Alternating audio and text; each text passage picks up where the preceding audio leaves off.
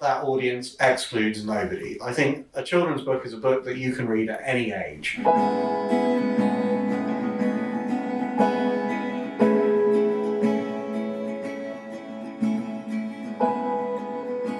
This is Writer's Mosaic, in conversation.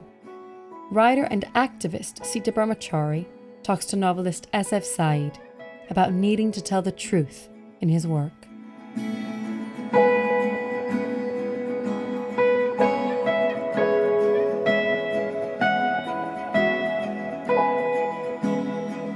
My name is Sita Brahmachari and I'm talking to SF Said about his incredible body of work. And I've been lucky enough to meet you, SF, over the years, and we've talked about many things related to our books together. And I have recently been actually teaching your book Tiger at Goldsmiths because it's such an extraordinary, wonderful book. This is your latest book, which is already winning lots and lots of awards. Perhaps you can tell me. It's the British Book Awards, which is run by the bookseller, and also the Week Junior was involved in that one. So, children's fiction book of the year 2023. That's pretty good. Yeah, it's amazing. I mean, anytime any reader expresses the fact that they've read one of your books and enjoyed it, it really makes all the hard work worthwhile. So something like that, it means a lot. I suppose it means that lots more readers get to find your book, which is amazing. That's the other thing. I mean, I always feel a bit odd about prizes because you can't really say, it's not like athletics where you can say, okay, this book objectively ran the 100 metres faster than all the other books, we will give it the gold medal. It's not like that. Every book is different, every reader is different, but exactly as you say, prizes are one of the ways that books get talked about, known about in the world. There are very few children's books receive tiny amounts of coverage in the media, and one of the very rare occasions where you get some media coverage is when you win a prize. So it just helps get the books out there and get them being talked about. And it's something that you're very passionate about, and you've talked about on a lot of occasions the fact that there aren't many outlets to talk about children's. What does that mean about the way we think about writing for children in this country? I think it's really shocking. So children's books account for more than 30% of all the books sold in the UK every year, and they receive about 3% of all the book review space. Like, that's shocking. Like, that is really shocking. And the only explanation I can really find for it is prejudice. There's an incredible prejudice against children's books as not really being books. Children's literature is just seen as not really being literature, and therefore not worthy of coverage. In the same way that many things associated with children are routinely patronised, dismissed, belittled and ignored. I think it's horrendous. You know, you see it in all kinds of different walks of life. If your work has something to do with children, it's probably not that important. That's the kind of assumption that we all have to push back against. And yes, I can get quite irate about this subject and go on about it a lot, so let's not dwell on it. But children's books, of course they're books, of course they're literature. I think they're the most important books of all. They're the ones that make us readers in the first place. And they are books written for an audience that includes children, but that audience excludes nobody. I think a children's book is a book that you can read at any age. It sort of takes us straight to your books, and the themes that are in your books are about really valuing children's imaginations and dreams and equality of opportunity for the young people in the stories. You know, Adam is an artist and striving to be an artist, and but not allowed anything else other than a functional education in Tiger. And I see that again and again in your stories, is that the kind of freedom to dream seems to be a recurring theme. Yeah, I mean, I think my experience of being a young person was often one of not really being taken seriously by adults. And I guess that sort of stayed with me, and it is reflected in all the books I write. My characters are always having to fight for and push for the chance to do the things that they want to do. And it's never easy for them, but I think it is possible. It may require a huge amount of perseverance, but you know, you can do all the things you dream of doing. I really do believe that. Whoever you are, whatever it is you want to do, you can do it. And I know this because people didn't always take seriously my dream of being a writer. That was not something that people around me necessarily thought was possible or even desirable. You have mentioned that you were at university training to be a lawyer in the past to me, and that at that time you would have thought you would have been, doing legal learning of, reading a lot of those books, but you were reading children's books at that time. Very naughty. I mean, I think I remember my grandfather saying to me, well, you don't want to do English at university. What's the point of that? If you want to read books, you can just read books. You should do something that will give you a good living. You don't see a lot of hungry lawyers, do you? I guess like many kids from a migrant background,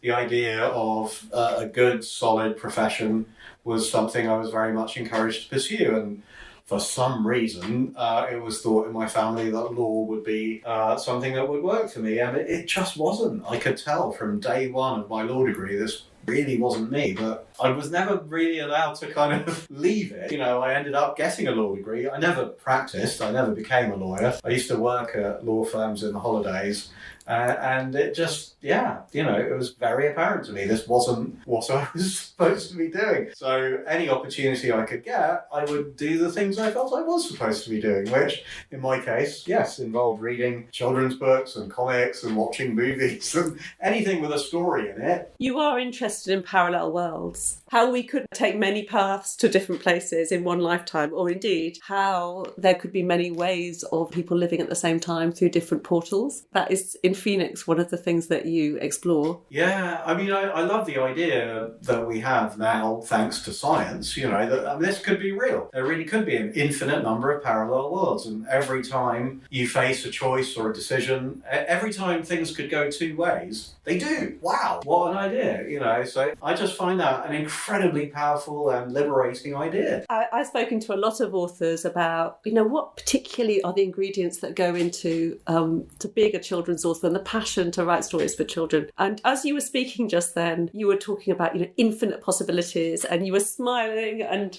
I think the word awe is a really kind of important one that connects people, that connection to the child that looks up at the stars and thinks, wow, look at this universe and what is it? And when I read your books, all of your books, I feel that there's a very strong connection to that place in the child, that whatever difficulties, as Adam faces many difficulties in Tiger, in this sort of parallel world that contains a lot of the really difficult fissures in today's world too. It's a parallel existence, but it's one in which the empire is still here in Tiger. So I'm really interested in, you place these young people, or indeed the cats in Vorjatpur, in this particular kind of situation. But one of the superpowers that they seem to have is this capacity for exploring infinite possibilities. And then you give them possibilities. You give them, Tiger. Yeah, wow, Tiger. I mean, I think Tiger herself is the kind of spark around which the whole project of that book develops. I mean, that book took me 9 years to write. It went through 19 drafts, and I would say it went through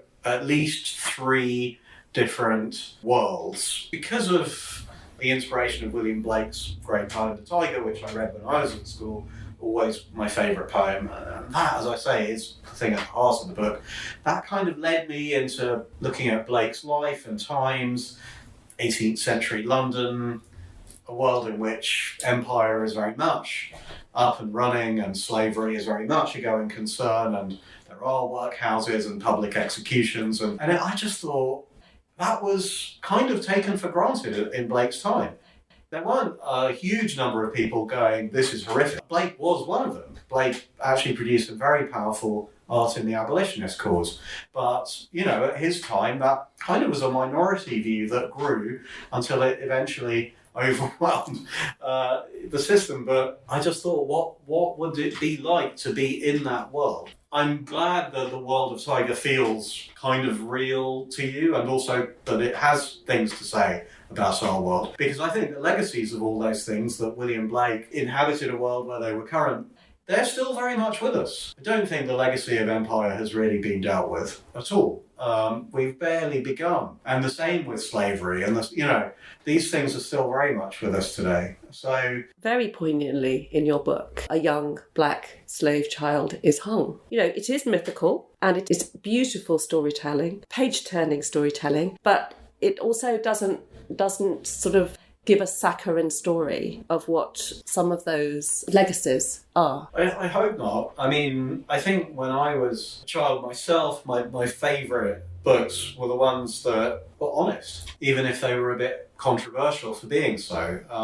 Watership Down, I will always cite as my favourite book. A lot of people say that they were very traumatised by Watership Down. I think they're often more traumatised by the film than the book, actually. But Watership Down ends with the main character dying. And it's very honest about what's going on. And this really shook me as an 8-year-old. I wasn't used to the idea of a story in which the hero is now dying. But I think the honesty of that really meant a lot to me because, as I say, my experience of being young was often one of being patronised. One way in which young people are patronised is to try and kind of soften or simplify or sweeten things for them. I think you just used the word saccharine. And I hated that as a kid. Absolutely hated it. It felt so dishonest. If someone is dead, let's talk about it. It's a fact of life that this exists.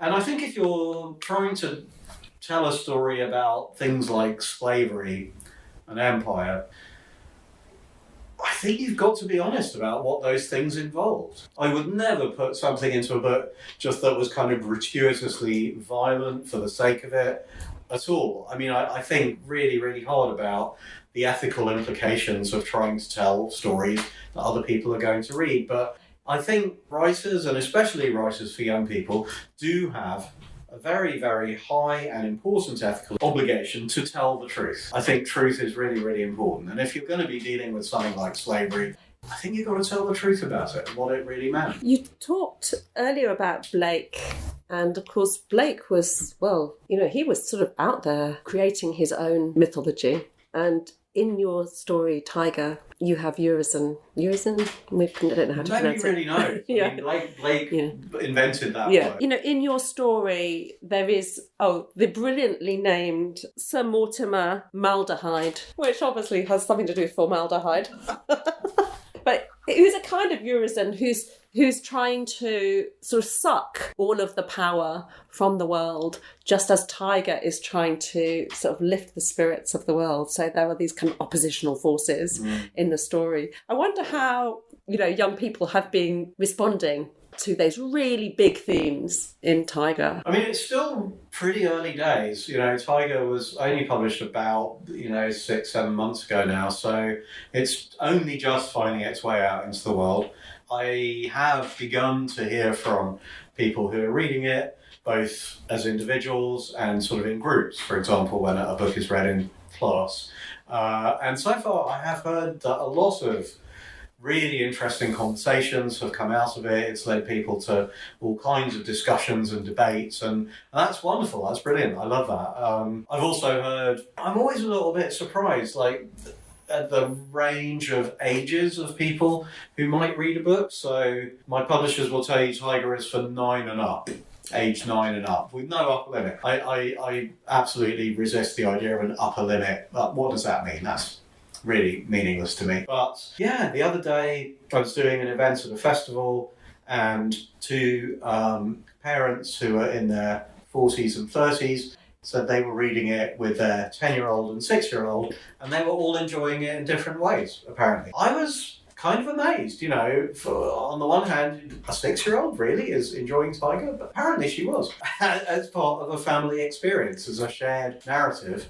And at the same time, someone in their 30s, someone in their 40s was apparently just as gripped by the story as the children were. So I felt very kind of honoured by that they should choose to make Tiger this thing that they shared as a family. I love that. I think that's great. That doesn't surprise me that people are reading it across the generations and with each other, because intergenerational storytelling seems to be a really important part of it. The stories that have been told and been passed on seem to be really, really integral to all of your storytelling, really.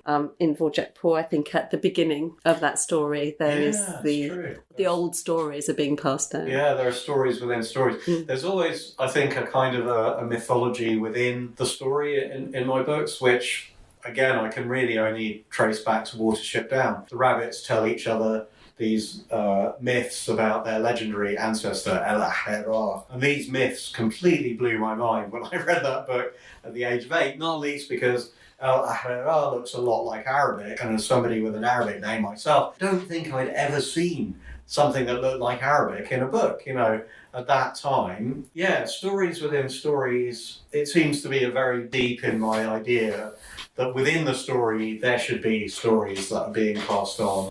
The borders are in all of the books that are given and handed down to the children in all of your stories, and they are told certain things are what is allowed and what are the rules, and the classic trope of children's storytelling is for the characters, whether they be a cat like Dvořák and Dvořák Pur, and the whole of that book, which is just fantastic, is told through a cat's eye view. But, as in all children's books, it's about you're told to hate something and then you find you don't hate something. And it seems like that, and in Phoenix, that idea of the treatment of aliens in that story feels very close to the way in which refugee people are being demonised in the world today as well. So even though you're in these mythical realms and in these different hemispheres, you absolutely, and young people I'm sure do, read the world as it is today in your novels, but with a kind of joy and a clarity and a page-turning wish to kind of find out what is beyond the borders. Yeah, I mean, I as a reader,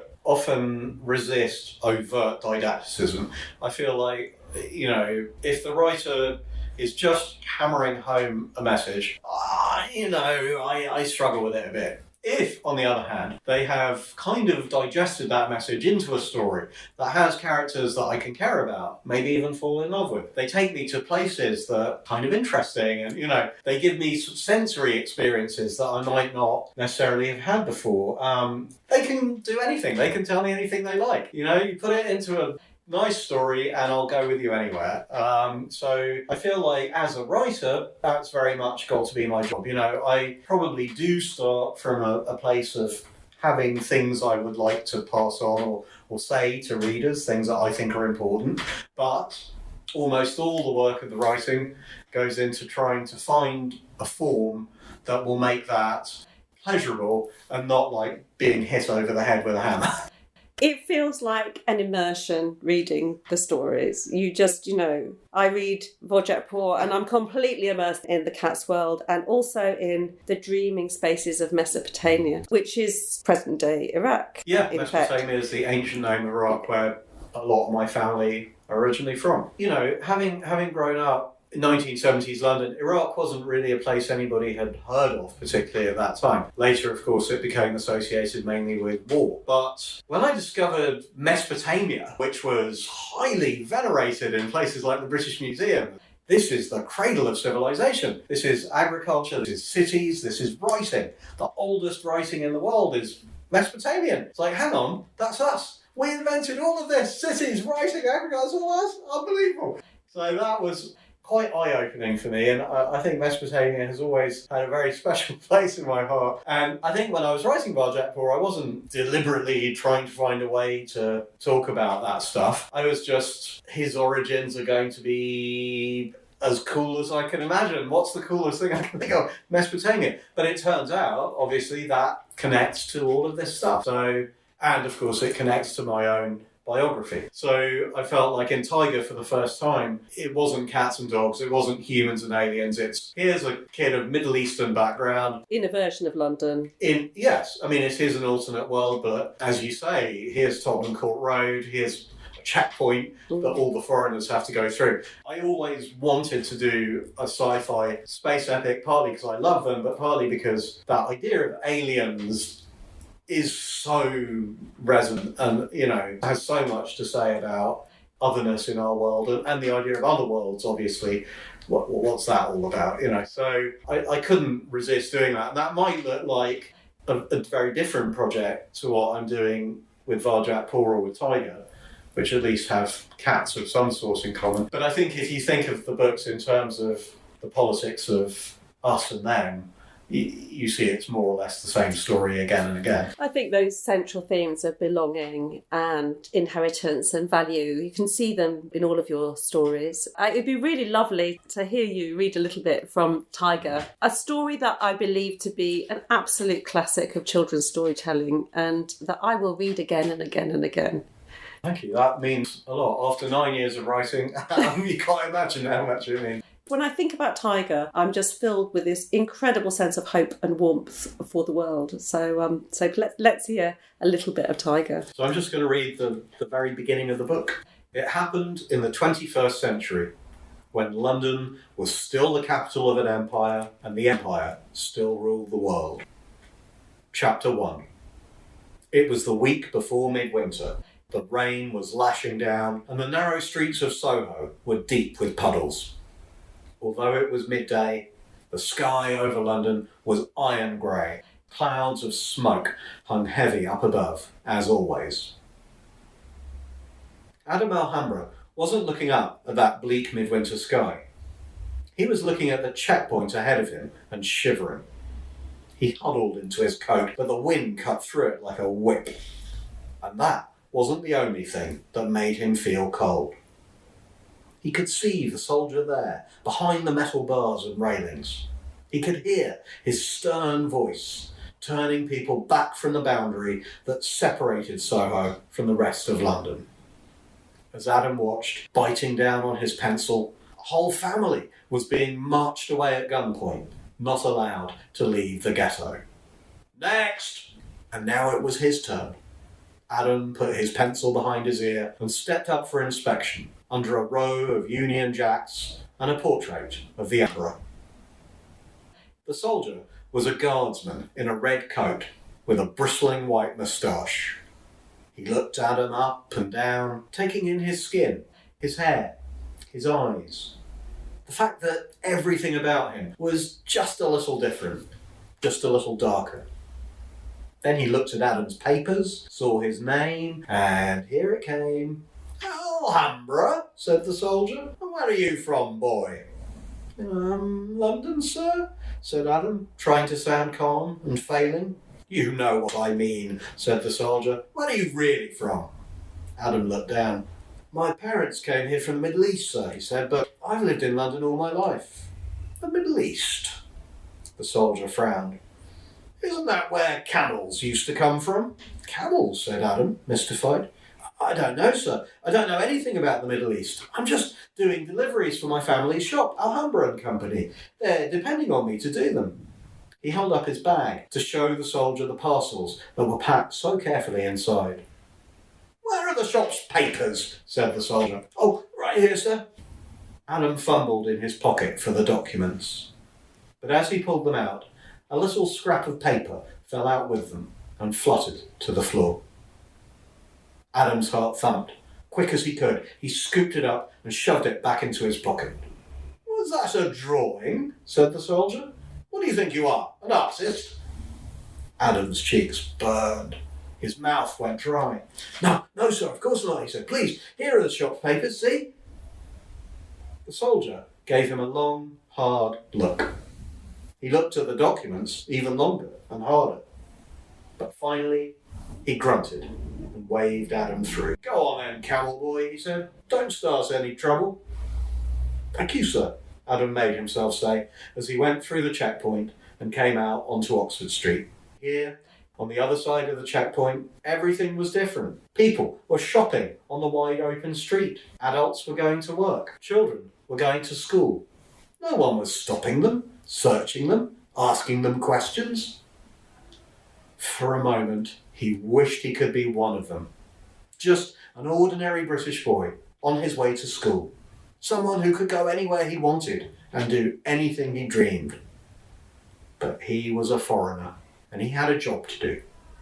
Thank you so much. I mean, all sorts, like fireworks in my mind. So I'm thinking at various moments in history of segregation and various, images today of segregation, all of those going off. Yeah, you're just completely into to where is Adam going? What is he going to find? I can't end this conversation without talking about the illustrations and the long collaboration that you've had with Dave McKean in all three of these books, and also the sequel to Vorjak as well. I wondered how you work together on these, because these books are beautiful books, beautiful tellings, and also beautiful objects. I think Tiger is a book that you want to hold and keep. That's great to hear, because a lot of work and a lot of thinking went into trying to make it the most beautiful object we could, not only from a visual point of view, but also from a tactile point of view. So I think my collaboration with Dave McKean has evolved over the years. With Vorjak Paul, he was just one of my heroes. I love the comics that he made back in the 1990s with writers like Neil Gaiman, Grant Morrison. And when my publisher, David Fickling, finally told me he thought Vorjak Paul was in quite good shape now as far as the words went, what did I think about illustration? Who drew good cats? I was, this guy Dave McKean has done this amazing comic with these cats. He does the best cats. And I was amazed that Dave agreed to illustrate my book. With Vorjak, we literally just gave him a Word document and it came back looking as it does in the book. I can take no credit for any of the elements that he brought to it, not least this idea that in the real world it would be kind of hard black and white, but then in the dreams everything goes into this sort of soft dreamy wash and the illustrations begin to appear behind the words. By the time we were working on Tiger, we had become friends as well as collaborators. We had a lot of adventures in Hollywood and elsewhere trying to make a Vorjak Paul movie, which still hasn't happened, but that's another story for another day. Well, I'm just so pleased that you've written these books and looking forward to the next gateway. And we've been sitting here with an incredibly calm dog. And so, you never know, it might inspire SF to have a dog as a protagonist in one of his stories in the future. Anything is possible. Anything is possible, to infinity and beyond. Thank you very much. Thank you so much.